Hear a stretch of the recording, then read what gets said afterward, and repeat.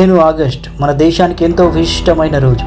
1947లో ఎన్నో త్యాగాలు, పోరాటాల తర్వాత మన భారతదేశం స్వాతంత్రాన్ని పొందింది. ఇది మన స్వప్నాలకి రూపకల్పన చేసిన మన మహనీయుల సంకల్పానికి సూచకంగా నిలుస్తుంది. భగత్ సింగ్, నేతాజీ సుభాష్ చంద్రబోస్, అల్లూరి సీతారామరాజు లాంటి నాయకులు వాళ్ళ ప్రాణాలను కూడా త్యాగం చేసి మనకు దేశ స్వాతంత్రాన్ని అందించారు. వారి యొక్క ఈ త్యాగం మన ప్రతి ఒక్కరిలో స్ఫూర్తిని నింపింది. వారి ధైర్యం, త్యాగం ఎన్నటికీ మర్చిపోలేము. మన తల్లిదండ్రులు, సైనికులు, ప్రజలు చేసిన అత్యున్నత త్యాగాల వల్లే మనం ఈరోజు ఇంత సంతోషంగా, ఉల్లాసంగా స్వేచ్ఛని, స్వాతంత్రాన్ని అనుభవిస్తున్నాం. ఈరోజు మనం ఎగరేస్తున్న జెండా వారి త్యాగాలకు ప్రతీక. వేల సంవత్సరాల సంస్కృతి, సంపద, ఏకత మరియు బలమే మన గుర్తింపు. ఇస్రో ఆకాశాన్ని అందుకుంటుంది. సైన్యం సరిహద్దుల్లో సింహాల్లా నిలుస్తుంది.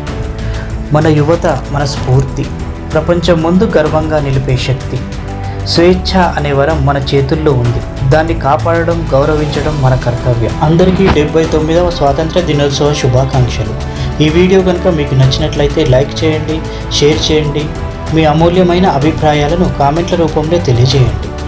వందే మాతరం. జై హింద్, జై భారత్.